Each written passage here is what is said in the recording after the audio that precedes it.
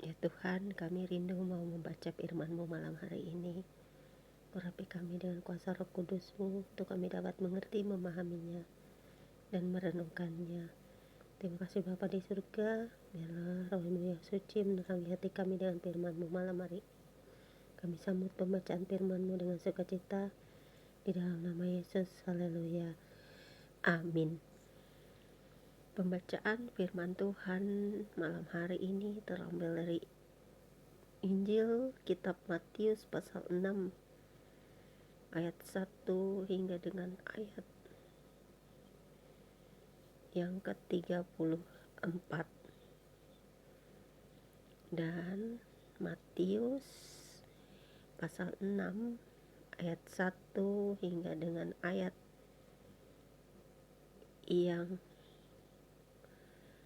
keempat adalah dengan perikop hal memberi sedekah yang berbunyi demikian. Ingatlah, jangan kamu melakukan kewajiban agamamu di hadapan orang supaya dilihat mereka. Karena jika demikian, kamu tidak beroleh upah dari Bapamu yang di sorga. Jadi, apabila engkau memberi sedekah, janganlah engkau mencanangkan hal itu, seperti yang dilakukan orang munafik di rumah-rumah ibadat dan di lorong-lorong, supaya mereka dipuji orang. Aku berkata kepadamu, sesungguhnya mereka sudah mendapat upahnya.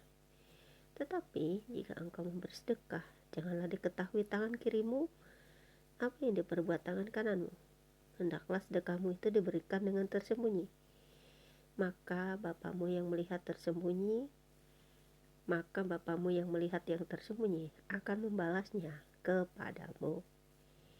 Kemudian Injil Matius pasal 6 ayat 5 hingga dengan ayat yang ke-15 dengan perikop baru. Hal berdoa terdapat juga di Lukas pasal 11 ayat 2 hingga ayat 4 yang berbunyi demikian. Dan apabila kamu berdoa, janganlah berdoa seperti orang munafik. Mereka suka mengucapkan doanya dengan berdiri dalam rumah-rumah ibadat dan pada tikungan-tikungan jalan raya supaya mereka dilihat orang. Aku berkata kepadamu, sesungguhnya mereka sudah mendapat upahnya.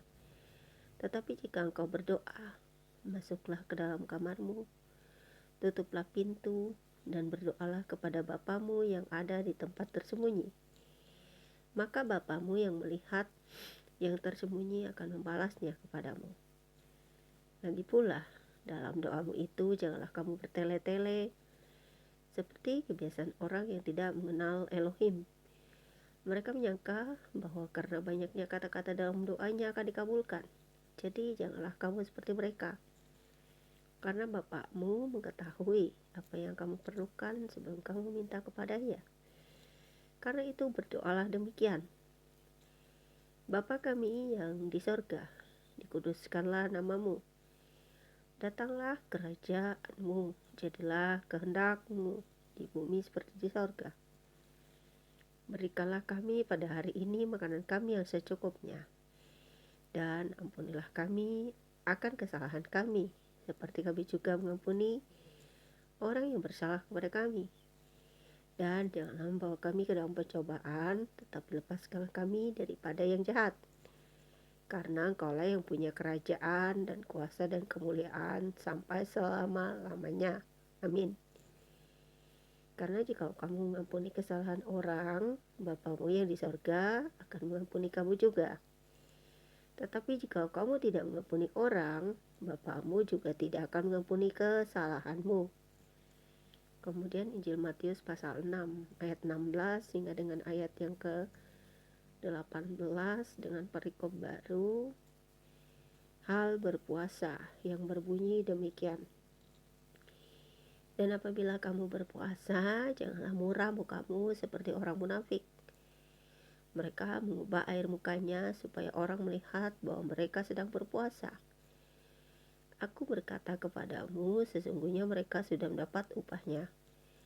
Tetapi apabila engkau berpuasa, minyakilah kepalamu dan cucilah mukamu, supaya jangan dilihat oleh orang bahwa engkau sedang berpuasa, melainkan hanya oleh Bapamu yang ada di tempat tersembunyi.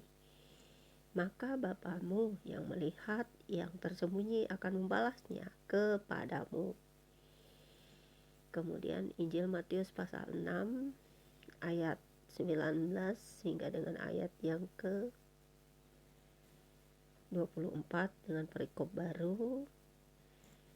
Hal mengumpulkan harta yang berbunyi demikian. Janganlah kamu mengumpulkan harta di bumi.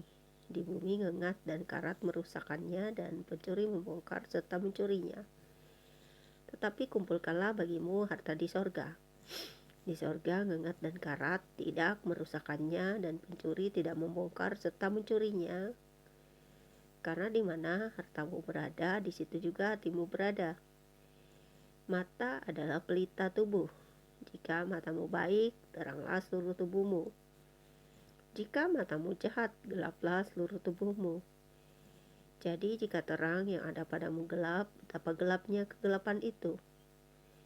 Tak seorang pun dapat mengabdi kepada dua tuan, karena jika demikian, ia akan membenci yang seorang dan mengasihi yang lain. Atau ia akan setia pada yang seorang dan tidak mengindahkan yang lain. Kamu tidak dapat mengabdi kepada Elohim dan kepada Mammon. Kemudian Injil Matius pasal 6 ayat 25 hingga dengan ayat yang ke-34 dengan perikop baru.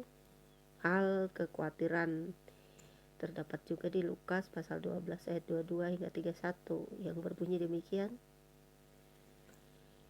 Karena itu aku berkata kepadamu, janganlah khawatir akan hidupmu, akan apa yang hendak kamu makan atau minum, dan janganlah khawatir pula akan tubuhmu, akan apa yang hendak kamu pakai. Bukankah hidup itu lebih penting daripada makanan dan tubuh itu lebih penting daripada pakaian? Pandanglah burung-burung di langit yang tidak menabur dan tidak menuai dan tidak mengumpulkan bekal dalam lumbung, namun diberi makan oleh Bapamu yang di sorga. Bukankah kamu jauh melebihi burung-burung itu? Siapakah di antara kamu yang karena kekhawatirannya dapat menambahkan sehasta saja pada jalan hidupnya? Dan mengapa kamu khawatir akan pakaian? Perhatikanlah bunga bakung di ladang, yang tumbuh tanpa bekerja dan tanpa memintal. Namun, aku berkata kepadamu, Salomo dalam segala kemegahannya pun tidak berpakaian seindah salah satu dari bunga itu. Jadi jika demikian, Elohim mendandani rumput di ladang, yang hari ini ada dan besok dibuang ke dalam api, tidakkah ia akan terlebih lagi mendandani kamu, hai orang yang kurang percaya? Sebab itu janganlah kamu khawatir dan berkata, apakah yang akan kami makan? Apakah yang akan kami minum?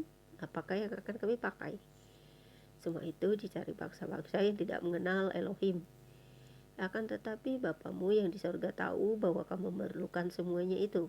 Tetapi carilah dahulu kerajaan Elohim dan kebenarannya, maka semuanya itu akan ditambahkan kepadamu. Sebab itu janganlah kamu khawatir akan hari besok, karena hari besok punya kesusahannya sendiri.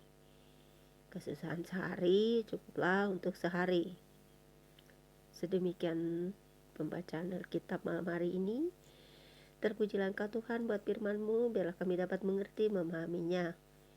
Karena setiap apa yang kami dengar, bisa kami mengerti, merenungkannya, dan kami dapat menjadi pelaku-pelaku firman-Mu. Biarlah firman-Mu hidup di dalam kami, agar kami menjadi anak-anak terang-Mu seperti Engkau firmankan saat ini.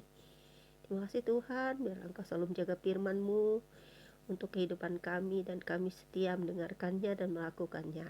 Amin.